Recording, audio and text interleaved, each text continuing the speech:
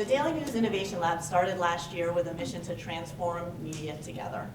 Our original concept was to work with startups because we'd seen the power of partnering traditional media companies with startups and how impactful that could be both for the startup and for the media company. What started to happen was as we started having conversations with people about this program, we realized that there were all kinds of fascinating people interested in the exact same issues we were interested in. Not just media companies, also entrepreneurs, educators, venture. There was a lot happening in New York around this topic. I'm very curious to hear what you guys are seeing on other sites, or if you could just name one thing that you admire about another news publication. And Joe, I'm going to you. Because you were looking away, so I'm going to you. Well, I'm really impressed by what they're doing over at a lot of places, but at Vox.com. And that's something that, I look at that and want to strive for that clarity. That big picture, to remember that when something big is going on that I feel like everyone in my industry, finance, understands well, that it's also important to really think about writing these things in plain English that the masses understand well. I was definitely impressed by that. I would look at these two guys, BuzzFeed and Business Insiders, being great examples of publications where it's like something happens either in the real world or on the internet and it's instantly there. And that's something that I think that we could be better at. Business Insider is so fast at getting news up right away, and then filling in the information, like getting up the main news and then filling in with more information. And I think that's just a smart way of getting news out there. Just getting that first initial, before anyone else type of thing. I will say Circa. I think that what Anthony Gross and the team over there are doing is really interesting. I think that they were pretty ahead of a lot of other news publishers, and just trying to slow things down and give you a bit of context and help you kind of find your way to cut through the clutter and understand the key issues and differentiate fact from opinion. I think that they've done a good job. I think that it's a very noble cause. My question for you is, if there was one thing that would really distinguish you for the future, like just one thing you had to say that was like your hallmark to fame, what would it be? Video. Quizzes? Quizzes. Quizzes? I like that we have a business audience. I feel like it helps us a little bit differentiate. Mystique. I was joking earlier with some folks that what is the Verge has become like a running joke of a question that people ask us and we ask ourselves on an ongoing basis. I think that not necessarily having 100% of that answer actually works for our advantage. So my question is more oriented. So when digital spiked, everyone thought that a lot of the institutional publications, would either close, and obviously there's a huge shift that's taking place in format.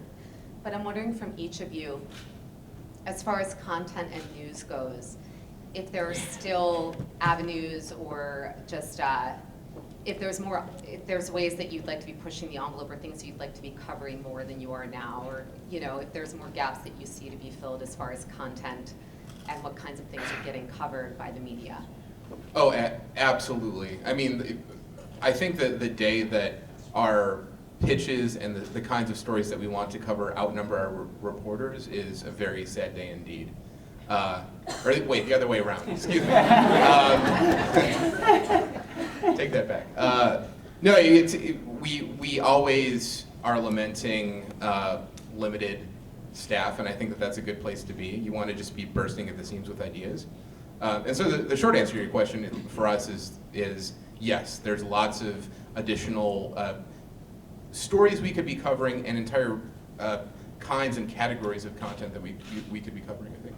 Sounds good. The first one, I'm going to try and extrapolate. I'm going to pull it in as I'm asking you from Robin, our friend at CrowdTangle. Can we talk about startups? I think maybe one way we could expand on this. So not startups maybe as competitors, but for us it's data visual. That's the startup in our incubator. They're doing some great stuff for us and for other people to supplement their coverage. So maybe not competitors so much, but are there startups out there that you're working with or that catch your eye, that are doing some great things that are really building on the work that not only your 4 organizations but others are doing as well? Startups are great. BuzzFeed is a startup. Yeah.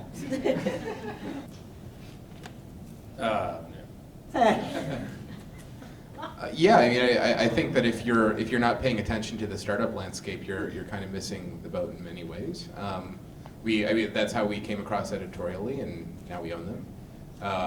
And we're, just like everybody else in the New York media scene, we are heavily engaged in Slack. We can't do our jobs without Slack. Just pack up. We packed up and went home yesterday. No, we didn't. But it felt that way for a few minutes. So yes, yeah. Our success is defined by, building a really big, wonderful, engaged audience, and that's how we measure success. And so anyone that's got a good idea is welcome, to the table. What you see, look into the crystal ball, look into 2015. Of online news, I assume that everyone on here is feeling pretty good about things, I would assume. Mobile, I mean, obviously, that's like the most obvious thing I could possibly say right now, but mobile. But, I mean, to mobile, so everyone's always saying mobile is getting bigger and bigger and bigger. I mean, but- mobile is the majority of most of our pages are viewed on mobile. But at some point, don't you think there's going to be that obvious level where it plateaus? I mean, my other theory is always not to make this about me, obviously, but it's like if you're at work, you're kind of looking on a desktop usually if you work like a white collar job in America type of thing. But you're saying like Well, you don't see BuzzFeed it gets plateauing. blocked at lots of white Yeah, collar yeah, jobs. okay. So people have to look at at it on their phones. Yeah. No, I think it's really, it's actually interesting because the way that our CMS preview is set up is we have a mobile preview that's on the side of the screen where you can see what it looks like as you scroll down the page on your phone.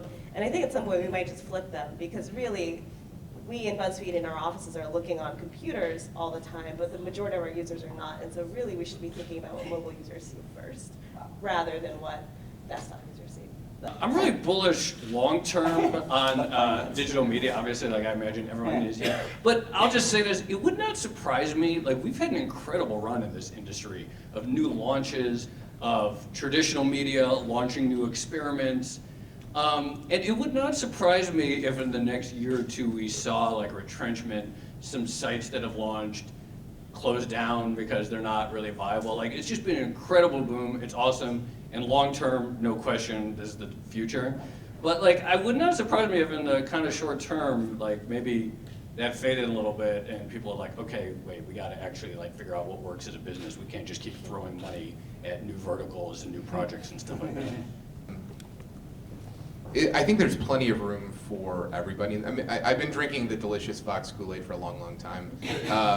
But I do genuinely feel like there's a lot of stuff that's still left on the table for people to get, whether that's us, whether that's these guys, whether it's somebody who hasn't even launched their site yet, I don't know. But every single day, something happens in our editorial team that we realize that we can't do, and I'm not sure anyone can do yet. And that's going to take collaboration between editorial teams and product teams and video teams to go do great things that haven't been done yet. But that's still out there to get. Yeah, I think collaborations will be a really important thing today, yesterday, tomorrow, but definitely in 2015. I think that point that the internet is big enough for all of us is one that is easy to say and really hard to do. Because a lot of times the businesses are not necessarily set up to really like foster that collaboration. But I do think that there are opportunities for us to do more together and be able to accomplish more together than we can do on our own. And different publishers are really, there's so many fantastic publishers out there who are really, really good at sometimes very specific things. And being able to not necessarily put the entire onus on the user to like navigate the web and construct the the gestalt of it all on their own, but to say, hey, we're actually going to do some of that hard work for you. We're going to tackle a story. We're going to tackle a subject matter in a way that is going to be able to provide the user a bunch of different angles and kind of do a bit of that hard work for them. Always ramping up. Always. Always ramping up video. You know what I'm talking about. Always be ramping. That's right.